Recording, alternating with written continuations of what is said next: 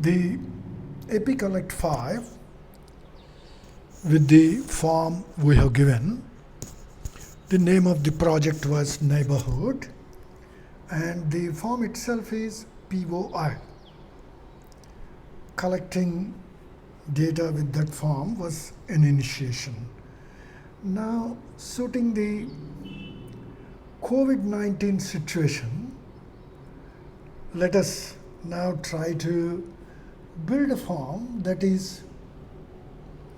can actually help us in simulating data. What is simulation? Let's see. Simulation is creating data without going to the place, keeping the background as a way of reaching the place. The satellite image helps us. So let us call this as Srinagar share a Kashmir University. This is the name of the project. What is the thing about project about? Collecting GIS data with smartphones. That's what we'll do. And the form name, we call it Agri, because most of the students are from agriculture engineer. Simulate. The name of the form is Agri Simulate, and the name of project is Srinagar Sher Kashmir University. Okay, pardon me if I have misspelled any. So, and the access will be public. For the time being, we will keep all our forms public. Later on, you can explore ways of making a form private, so that when you're doing a research project and until a particular paper is published, you don't want the data to be public, you please explore it. There are many ways of doing it. Okay, we create it. There is an invalid character somewhere.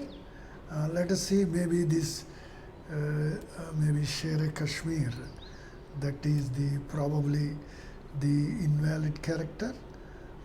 Let me see. Okay. That is not the invalid character. Agree simulate. I think this is the invalid character.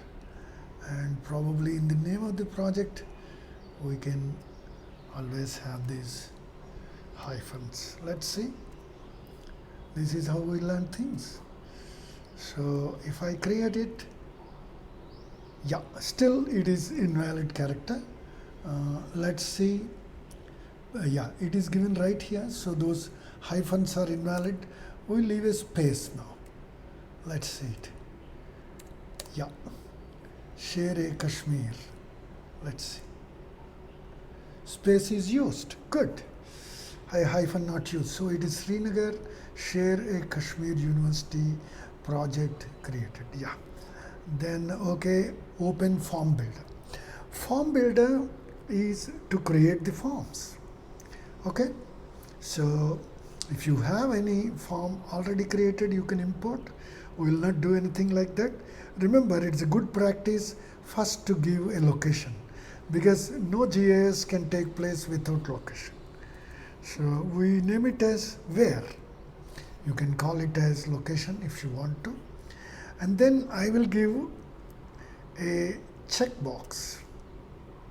Now, a checkbox is one we are going to keep, and then we'll also keep naturally a photo. In fact, we'll have two photos, a close-up and a long shot, so that we can use it. Now, this checkbox, I want to bring it down, you just pull it. it has come down. So this one, let me say close up, okay, and this one, let me say long shot, good enough. And then these checkboxes, what is the checkbox? Let me call it domain. You see, I myself am not an agriculture domain person, so I will do some things, and let's say in these domains, I will first give the domain as Agri-Engineering. Okay, this is one. Add another answer. Then let us make it pathology. Some wilt of the crops and all that. And we can add another answer. So let us make it plants. Suppose some plants you want to do something, then add another one, and then this is biota.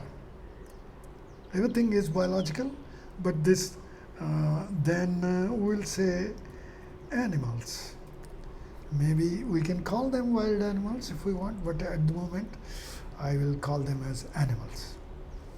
Okay, so the idea behind this is you can check one of these boxes. Once we import this to the actual mobile, you will appreciate it. And you see, it is always a good practice to have a text, because you will always find something for which you are not done. You cannot use a what is known as a checkbox or a radio button. So the difference between a checkbox and a radio button, yeah, you will know it. In a radio button, there is only one answer possible. In checkbox, you can have more than one answer.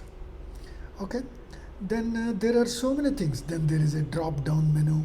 All these things. I request you to please explore it. I will call the text a text. Simple. Okay. Like that. So here there is, curiously, you must have noticed answer required. You see, if we click answer required, the mobile app will not allow you to go ahead unless answer is given. So let us not do that now. Later on it is for you to decide. Okay, so we call it, let's say, save project. Save project. Now yes, if there are any errors, it will show you the project is saved.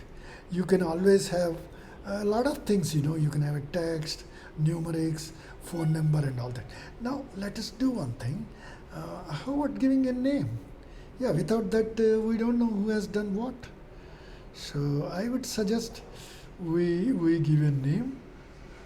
It's always good to give a name. Yes. And in this, I will call it a name. Name of the person who has collected the data. Okay, there are two different texts. You have to see it. So, or maybe this we remove, we go for the old text only.